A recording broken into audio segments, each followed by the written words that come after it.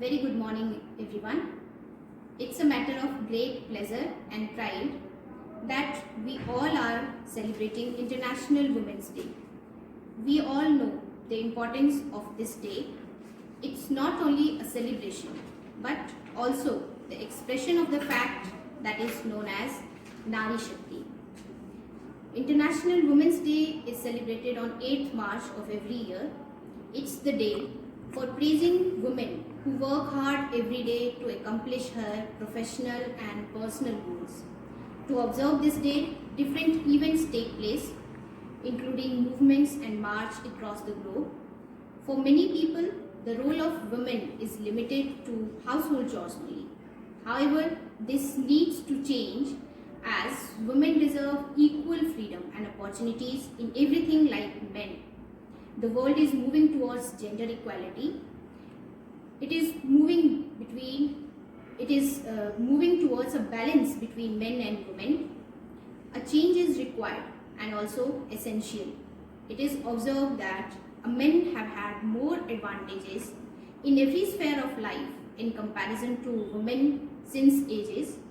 However, this needs a change as we all are human and should be treated equally with equal rights and opportunities. On International Women's Day, everyone appreciates the women in their lives.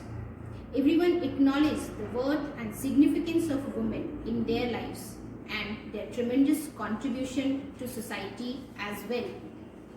Women across the nation come together, crossing all the boundaries from various cultural and ethnic groups to remember the struggle of the peace, justice, equality and development. International Women's Day is all about feeling self-worth and achieving the goal as per the potential. Besides that, women should gather the courage to cross all the hurdles in all the spheres of life to make a tremendous improvement. Now, I would like to call Kiran ma'am to express her views. As we know, today is Women's Day, and this day is celebrated to commemorate the achievements of women all over the world. Nowadays, we can see women are taking active part in socio-economic and cultural achievement, even in the field of country's defense. This trend is not new trend, rather began before the earlier times, like Gandhi, Apala, Urvashi, and such others. They show true colors of national spirit when our country had experienced the phase of dominance from British rule. The most famous name which everyone knows were Rani Lakshmibai, Sarojini Naidu, Annie Besant, etc. But there are some other brave women who fought in the freedom movement.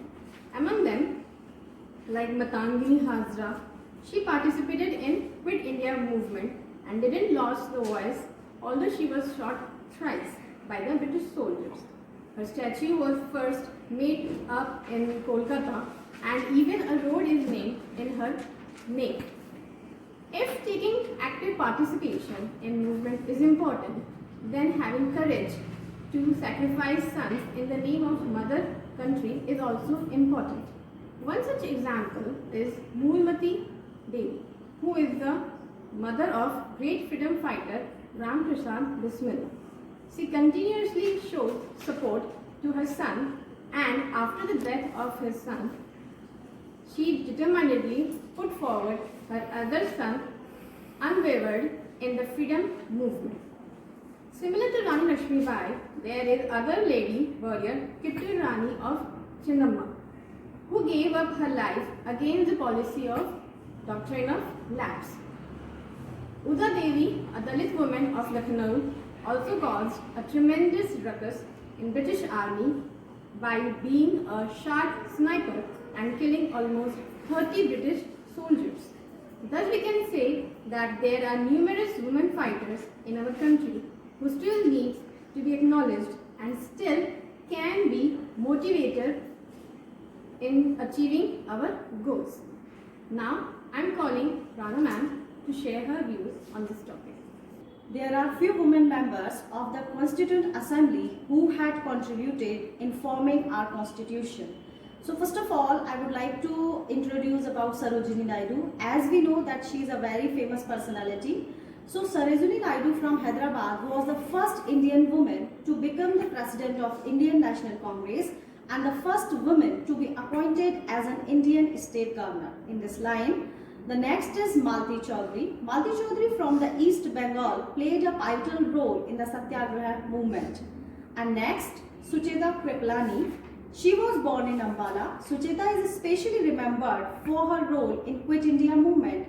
She also established the women's wing of the Congress party in 1940. The next is Renuka Roy. Renuka Roy from Bengal. She completed her BA from the London School of Economics. She was a noted freedom fighter, social activist and politician of India and championed the cause of women's rights in India. In this line, the next is Rajkumari Amrit Kaur. She was born in Lucknow. Amrit Kaur was the India's first health minister, Mahatma Gandhi's secretary for 16 years and founded all the Indian Institute of Medical Sciences, which we known as AIIMS. In this category, the next is Begum Aziz Rasool. She was born in Malarkotla, princely family of Punjab. Begum Rasool was the only Muslim woman member of the Constituent Assembly. The next is Kamla Chaudhary. She was born in Lucknow and she was the vice president of All India Congress Committee in 54th session. The next is Dakshayani Velgun. From Kochi, she was the only Dalit woman to be elected the Constituent Assembly in 1946. And the next is Durga Bai Deshmukh.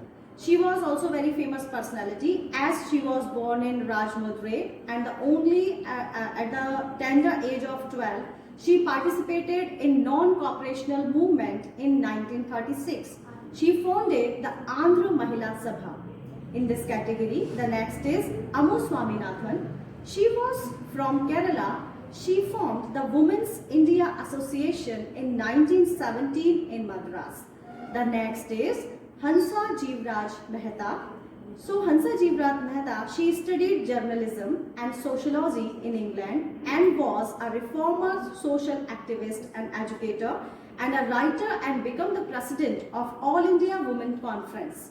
The next is Purnima Banerjee. Purnima Banerjee from Bengal was the secretary of the Indian National Congress Committee in Allahabad, Uttar Pradesh. She was also the part of Satyagraha and Quit India movement. In this category, the next is Leela Roy. Leela Roy from Assam. She was an assistant secretary to all the Bengal Women's Suffrage Committee. She founded the Dipali Sangha and Chhatra Sangha. And the next category, in this I am adding one more name. She is also very famous personality, Vijay Lakshmi Pandit. She was born in Allahabad. Vijay Lakshmi Pandit, sister of Jawaharlal Nehru, in pre-independent India was the first Indian woman to hold a cabinet post, and she also became the first woman president of the United Nations. And at last, I am introducing Annie Mascarini. She was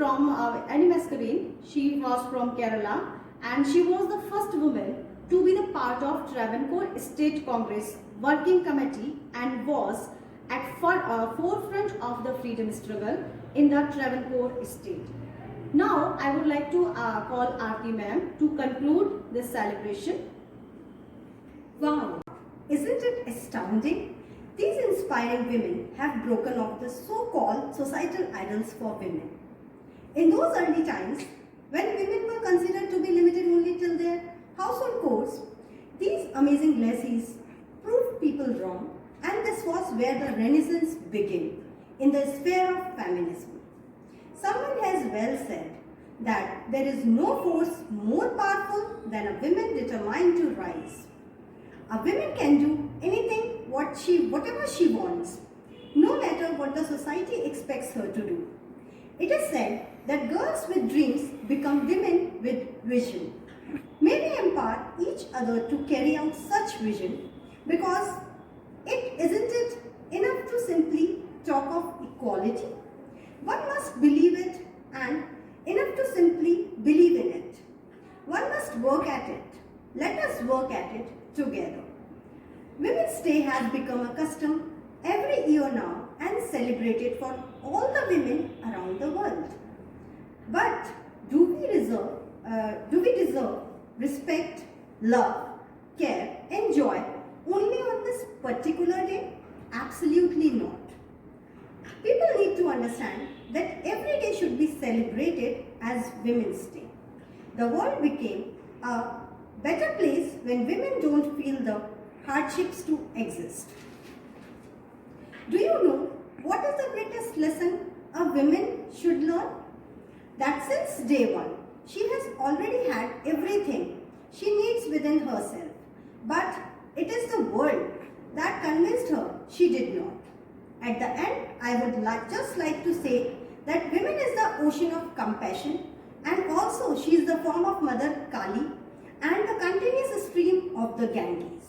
So now I would like to sign off with an expression of gratitude to all the wonderful ladies who presented their thoughts on this wonderful occasion. Happy Women's Day. Thank you.